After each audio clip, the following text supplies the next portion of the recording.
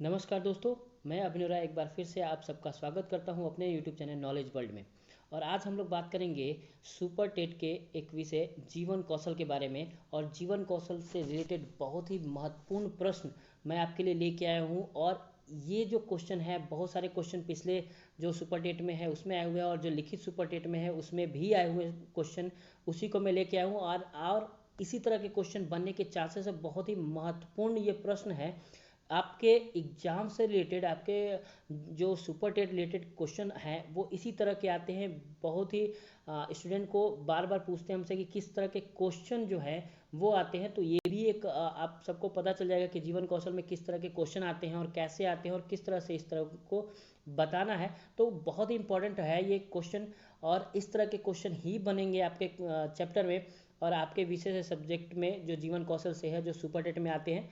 तो टाइम न गंवाते हुए चलिए हम लोग देखते हैं कि कौन कौन से क्वेश्चन हैं, और सभी के सभी इंपॉर्टेंट हैं, जो पिछले साल भी आपके पेपर में आए हुए थे और लिखित पेपर में भी आए हुए थे। तो उसी तरह के क्वेश्चन जो है वो आगे भी बनने के चांसेस हो जाते हैं। तो चलिए देखते हैं हम लोग वन बाई वन।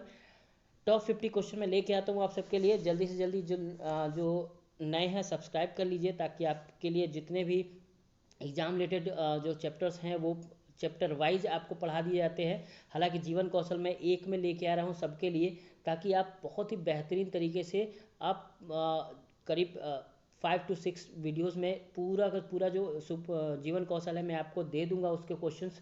और लगभग लगभग उसी में सभी क्वेश्चंस आ जाएंगे। ओके, बाहर से नहीं आने वाले सभी क्वेश्चन आपको मिल जाएंगे इसमें। तो ध्यान से पढ़िएगा, पूरा देखिए जरूर वीडियो।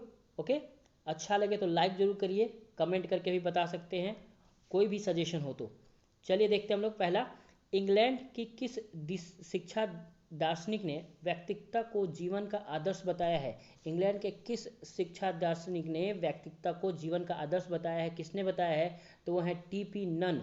कौन है? T P Nunn. काफ़ी जीवन कौशल में ये काफ़ी बार आएंगे। जीवन कौशल का डिफिनीशन भी इन्होंने दिया है। तो व्यक्तिगत जीवन को आदर्श बनाने वाला जो वैज्ञानिक है, जो दार्शनिक है, वो कौन है? T P none.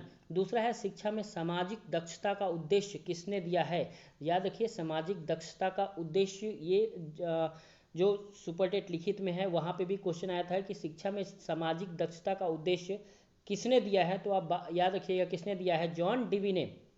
किसने शिक्षा में सामाजिक दक्षता का उद्देश्य दिया है? जॉन डीवी ने। राष्ट्रीय चेतना का विकास किसके द्वारा हुआ है? राष्ट्रीय चेतना का विकास किसके द्वारा हुआ है? पिछले सुपरटेट में क्वेश्चन था, राष्ट्रीय चेतना का विकास किसके द्वारा हुआ है? तो बताएंगे शिक्षा द्वारा। ओके। प्रबंधन को जीवन रक्त किसने कहा है? प्रबंधन को जीवन रक्त किसने कहा है? इस तरह के क्वेश्चन बहुत बनते हैं। प्रबंधन को जीवन रक्त किसने कहा है? ड्रकर ने। किसने कहा है? ड्रकर ने, क्योंकि ये जीवन कौशल और प्रबंधन नाम ही यही है। और 10 नंबर का जो क्वेश्चन है वो इससे आते हैं। तो प्रबंधन को जीवन रक्त किसने कहा है? ड्रकर ने। नेक्स्ट है, शिक्षक का व्यवहार छात्रों के प्रति कैसा होना चाहिए? पिछले साल का क्वेश्चन है ये। शिक्षक का व्यवहार छात्रों के प्रति कैसा होना चाहिए? तो सहानुभूतिपूर्ण होना चाहिए। कैसा होना चाहिए? सहानुभूतिपूर्ण होना चाहिए। इम्पैथी नहीं, सिंपैथी नहीं, इम्पैथी वाला होना चाहिए। यानी ऐसा सहानुभूतिपूर्ण कि उसके कार्य को आगे बढ़ाने की मदद करना है, न कि उसी को मदद करने लगना है। तो थोड़ा सा हमें चेंज करना है, हमें उसको एज ए गाइडर हेल्प करना है। ओके, तो कैसा रखना है? सहानुभूतिपूर्ण रखना है व्यवहार। अभिवृत्तियों का सामान्य अर्थ क्या है? अभिवृत्तियों का सामान्य अर्थ है सोचने की क्षमता। अभिवृत्तियों का सामान्य अर्थ क्या है? सोचने की क्षमता। बालक का समाजीकरण सबसे पहले कौन करता है? परिवार। बालक का जो समाजीकरण है सबसे पहले कहाँ होता है? कौन करता है? परिवार करता है, और परिवार में ही होता है। नेक्स्ट है, राज्य की सर्वोच्च सत्ता को क्या कहा जाता है? राज्य की जो सर्वोच्च सत्ता है उसको क्या कहा जाता है? प्रभुसत्ता। प्रभुसत्ता कहा जाता है। राज्य की जो सर्वोच्च सत्ता है उसको हम क्या कहते हैं? प्रभुसत्ता कहते हैं। ओके। विद्यालय किस प्रकार का वातावरण निर्माण करता है? ये लिखित परीक्षा का पेपर है में आया हुआ क्वेश्चन है सुपरटेट का। विद्यालय किस प्रकार का वातावरण निर्माण करता है? तो विशिष्ट वातावरण जो है वो निर्माण करता है। कौन? विद्यालय। ओके। नेक्स्ट है, क्षेत्र के आधार पर स्थानीय संस्थाएं कितने प्रकार की होती हैं? तो क्षेत्र के आधार पर स्थानीय संस्थाएं 2 प्रकार की होती हैं। क्षेत्र के आधार पर स्थानीय संस्थाएं कैसी होती हैं? 2 प्रकार की होती है। आदर्श नागरिकता सिद्धांत किस प्रणाली से संबंधित है? बहुत इंपॉर्टेंट क्वेश्चन है ये, बहुत इंपॉर्टेंट। ओके, पेपर में आए हुए हैं सुपरटेट में, और साथ ही साथ ये सीटेट में भी एक बार क्वेश्चन पूछ चुका है। आदर्श नागरिकता सिद्धांत किस प्रणाली से संबंधित है? तो ये है बेसिक शिक्षा प्रणाली। किससे संबंधित है? बेसिक शिक्षा प्रणाली से। और किसका है ये बेसिक शिक्षा प्रणाली? महात्मा गांधी का। तो बेसिक शिक्षा बच्चों को, चाहे वे नगरों के हों या ग्रामों के, भारत की समस्त सर्वोत्तम और स्थायी बातों से संबंधित करती है। यह कथन किसका है? तो यह कथन है महात्मा गांधी का, क्योंकि बेसिक शिक्षा जो है वो देने का श्रेय भी किसको जाता है? महात्मा गांधी को। तो बेसिक शिक्षा में कहते हैं कि जो नगरों का हो या ग्रामों के बच्चे हों, सबको एक सर्वोत्तम और स्थायी बातों से संबंधित करना है इसे। और कौन कह रहे हैं? महात्मा गांधी। बेसिक शिक्षा में किस समस्या पर विशेष ध्यान दिया गया है? तो जीविकोपार्जन की समस्या पर विशेष ध्यान दिया गया है, क्योंकि उस वक्त गरीबी बहुत थी और ये सोचते थे कि किसी तरह जो जीवन यापन है, वो जीविकोपार्जन है, वो अच्छे से हो जाए। तो बेसिक शिक्षा की समस्या जो है उस पर विशेष ध्यान किस पे है? जीविकोपार्जन पे। नेक्स्ट जो क्वेश्चन आया हुआ था, बेसिक शिक्षा प्रणाली की रूपरेखा निर्माण के लिए गठित समिति की अध्यक्ष किसने की थी? जो अध्यक्षता है वो किसने की थी? बेसिक शिक्षा प्रणाली की रूपरेखा निर्माण के लिए गठित समिति की अध्यक्षता किसने की थी? डॉक्टर जाकिर हुसैन। पेपर में आया हुआ क्वेश्चन है ये। रूपरेखा निर्माण की गठित समितियों की अध्यक्षता किसने की थी? डॉक्टर जाकिर हुसैन। गांधी जी ने शिक्षा के किस विषय को महत्व दिया था? हस्तशिल्प को। बेसिक शिक्षा में सबसे ज़्यादा इंपॉर्टेंट जो है वो क्या है? हस्तशिल्प। ओके। नेक्स्ट है, देश एवं समाज के हित के लिए किस प्रकार के व्यक्तियों को शिक्षित करना आवश्यक है? तो किस प्रकार के व्यक्तियों को शिक्षित करना है? प्रौढ़ व्यक्तियों को शिक्षित करना बहुत जरूरी है समाज को शिक्षित करने के लिए। ओके। यानी जो रूढ़िवादी सोच है वो हट जाए, ताकि लोग जागरूक हो जाए और जो सोच है वो बदल जाए। तो प्रौढ़ व्यक्तियों को जो शिक्षित करना बहुत जरूरी है। अखिल भारतीय प्रौढ़ शिक्षा परिषद, पेपर में आया हुआ क्वेश्चन है। अखिल भारतीय प्रौढ़ शिक्षा परिषद की स्थापना कब हुई थी? 1940 में। अखिल भारतीय प्रौढ़ शिक्षा परिषद की स्थापना कब हुई थी? 1940, 1940 में। संवेगों को जानने का सर्वोत्तम ढंग या उपाय क्या है? संवेगों को जानने का सर्वोत्तम ढंग और उपाय क्या है? मुख अभिव्यक्ति, यानी मुख की जो अभिव्यक्ति है उससे हम बहुत अच्छे तरीके से हम उसके संवेगों को जान सकते हैं, सामने को देख सकते हैं कि उसके जो संवेग है, जो इमोशन है, वो किस तरीके का आ रहा है। तो कैसे जानेंगे? मुखाभिव्यक्ति से। मैकडुगल ने कितने प्रकार की मूल प्रवृत्तियां बताई हैं? 14 प्रकार की मूल प्रवृत्तियां बताई हैं। हम सब भी लिखवाए हैं, 14 प्रकार को हमने लिखवाया है आप सबको कि कौन कौन होते हैं। तो 14 प्रकार के मूल प्रवृत्तियां बताई गई हैं। ओके। सहानुभूति के कितने प्रकार होते हैं? सहानुभूति के 2 प्रकार होते हैं। सहानुभूति के 2 प्रकार होते हैं। सहानुभूति दूसरों के संवेदना और संवेगों को केवल देख लेने पर अनुभव करने की एक स्वाभाविक प्रवृत्ति है। यह परिभाषा किसकी है? यह परिभाषा है ड्रीवर की। सहानुभूति दूसरों के संवेदना और संवेगों को केवल देख लेने पर अनुभव करने की एक स्वाभाविक प्रवृत्ति है। यह परिभाषा है ड्रीवर की। ओके। नेक्स्ट है, प्रेरणा की कितने वर्गों में विभक्त किया गया है? प्रेरणा को भी 2 वर्गों में विभक्त किया है, आंतरिक प्रेरणा और बाह्य प्रेरणा। तो 2 वर्गों में क्या है? प्रेरणा को विभाजित किया गया है। प्रेरणा कार्य को प्रारंभ करने, जारी रखने और नियंत्रित रखने की प्रक्रिया है। यह कथन किसका है? यह कथन किसका है? प्रेरणा कार्य को प्रारंभ करने, जारी रखने और नियंत्रित रखने की प्रक्रिया है। ये पिछले साल सुपर टेट का पेपर में आया हुआ क्वेश्चन है ये। प्रेरणा कार्य को प्रारंभ करने, जारी रखने और नियंत्रित रखने की प्रक्रिया, यह कथन किसका है? गुड महोदय का। किसका है? गुड महोदय का। ओके। प्रेरणा छात्रों में किस भावना को उत्पन्न करती है? अनुशासन की भावना को। प्रेरणा छात्रों में किस भावना को उत्पन्न करती है? अनुशासन की भावना को उत्पन्न करती है। व्यक्ति के समस्त व्यवहार के पीछे निहित कारक को क्या कहते हैं? प्रेरणा। व्यक्ति के समस्त व्यवहार के पीछे निहित कारक को क्या कहते हैं? प्रेरणा। याद रखिएगा, समस्त व्यवहार, जितने भी व्यवहार हैं, कहीं ना कहीं उसके पीछे कोई ना कोई प्रेरणा, अभिप्रेरणा, मोटिवेशन छिपी हुई होती है। तभी हम उसके आगे क्या करते हैं? काम करते हैं। नेक्स्ट है, कोई एक जन्मजात प्रेरक लिखिए। कौन है? भूख। भूख एक जन्मजात प्रेरक है। बहुत बार क्वेश्चन आया है, घुमा घुमा के आपसे पूछता है कि इनमें निम्न में से कौन एक जन्मजात प्रेरक है? याद रखिए, भूख एक जन्मजात प्रेरक है। नेक्स्ट है, जब एक नई आदत दृढ़ न हो जाए उसकी अपवाद ना आने दो। यह कथन किसका है? यानी जब तक कोई आदत दृढ़ ना हो जाए, मजबूत ना हो जाए, उसके लिए हम दूसरा कोई पॉइंट नहीं खोजते, यानी अपवाद नहीं आने देते। यह कथन किसका है? जेम्स का। और जेम्स कहते भी हैं किस दिन तक आदत रखो, लगातार करते रहो, आदत बन जाएगी। तो हमें क्या करना है? दृढ़ ना हो जाए तब तक हम कोई अपवाद यानी कोई चीज़ बीच में हम उसको नहीं डालेंगे। और यह कथन किसका है? जेम्स का।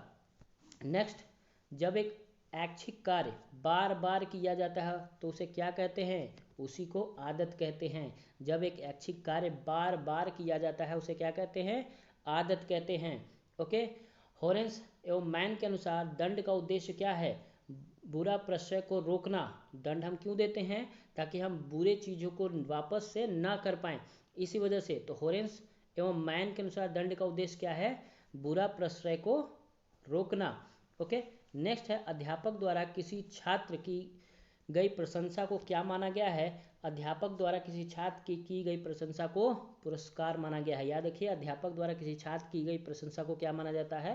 पुरस्कार। यानी जब अध्यापक छात्र के लिए प्रशंसा करता है तो छात्र के लिए वो क्या मायने रखता है? पुरस्कार का। ओके। नेक्स्ट है, पुरस्कार वांछित कार्य के साथ सुखद आश्चर्य स्थापित करने का साधन है। यह कथन किसका है? यह कथन है हरलॉक का।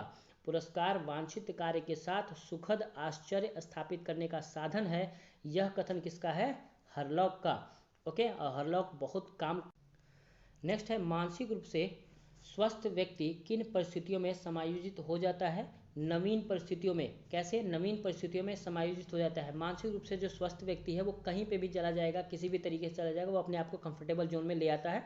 यानी नवीन परिस्थितियों में भी वो क्या करता है? अपने आप को समायोजित कर लेता है। याद रखिएगा। विद्यालय के संदर्भ में दंड कितने प्रकार के होते हैं? बहुत इंपॉर्टेंट क्वेश्चन है ये, बहुत इंपॉर्टेंट क्वेश्चन है, करीब सुपर टेट के हर जगह आया हुआ है। ओके। तो विद्यालय के संदर्भ में कितने दंड कितने प्रकार के होते हैं? राजस्थान जो टेट है उसमें भी ये क्वेश्चन आया था।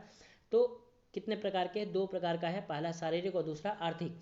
तो 2 प्रकार के दंड होते हैं, पहला शारीरिक और दूसरा आर्थिक। ओके। नेक्स्ट, अभिप्रेरणा का मनोविश्लेषण सिद्धांत किसने दिया है?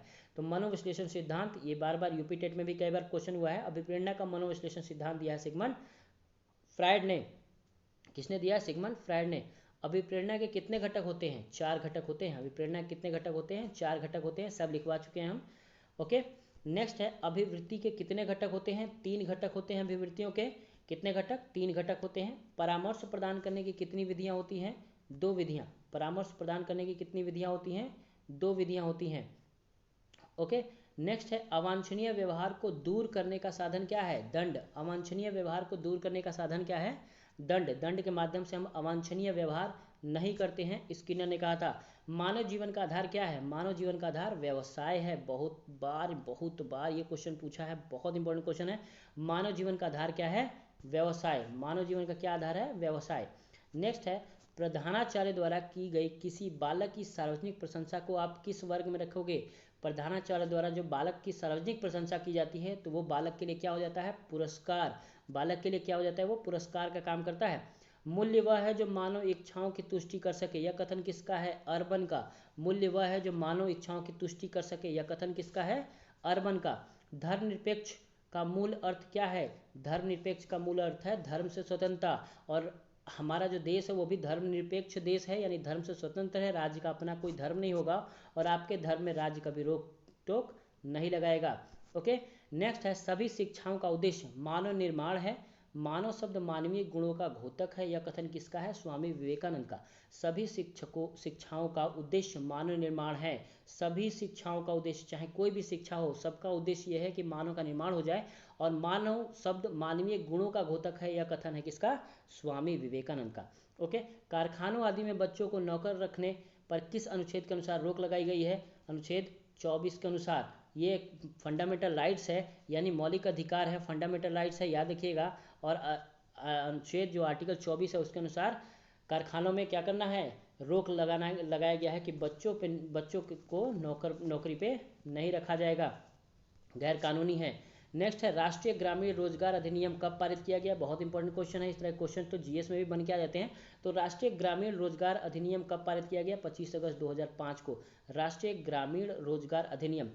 नेक्स्ट है, अभिवृत्तियों का सर्वप्रथम मापन किसने किया है? अभिवृत्तियों का सर्वप्रथम मापन जो है वो थर्स्टन ने किया है। अभिवृत्तियों का, एप्टीट्यूड का जो मापन है, किसने किया? थर्स्टन ने। थर्स्टन ने अभिवृत्तियों का मापन करने के लिए किस विधि का प्रयोग किया? तो युग तुलनात्मक विधि का। थर्स्टन ने अभिवृत्तियों का मापन करने के लिए किस विधि का प्रयोग किया है? तो वो युग तुलनात्मक विधि का किया गया है। दंड का प्रमुख सिद्धांत क्या है? प्रतीकार्थक सिद्धांत है। दंड का प्रमुख सिद्धांत क्या है? प्रतीकार्थक सिद्धांत दंड का प्रमुख सिद्धांत है। नेक्स्ट है, विभिन्न राष्ट्रों के मध्य संबंध और अच्छी भावना क्या कहलाता है? अंतर्राष्ट्रीय सद्भावना। विभिन्न राष्ट्रों के मध्य संबंध और अच्छी भावना को क्या कहते हैं? अंतर्राष्ट्रीय सद्भावना, यानी सब लोग अच्छे तरीके से अच्छे भाव के साथ रहें, इसी को कहते हैं अंतर्राष्ट्रीय सद्भावना। इंटरनेशनल रिलेशन में इस चीज़ को पढ़ते हैं हम लोग। नेक्स्ट और लास्ट क्वेश्चन है, नेशनलिज्म एंड गवर्नमेंट पुस्तक के लेखक कौन है? बहुत इंपॉर्टेंट है। नेशनलिज्म एंड गवर्नमेंट पुस्तक के लेखक है जर्मन। कौन है? जर्मन ने नेशनलिज्म एंड गवर्नमेंट पुस्तक लिखा है। ओके, तो ये टॉप 50 क्वेश्चन जो आपके सुपर टेट से रिलेटेड क्वेश्चन है, और सुपर टेट में बार बार इस तरह के क्वेश्चन बनते हैं, तो ध्यान रखिएगा। ओके, तो ये जो विषय है जीवन कौशल, उससे रिलेटेड टॉप 50 क्वेश्चन है। यही सब क्वेश्चन, मैक्सिमम क्वेश्चन आए हुए हैं, तो आप वीडियो को सब्सक्राइब कर लीजिए, नए हो तो लाइक कर लीजिए। ओके, आज के लिए इतना ही, धन्यवाद।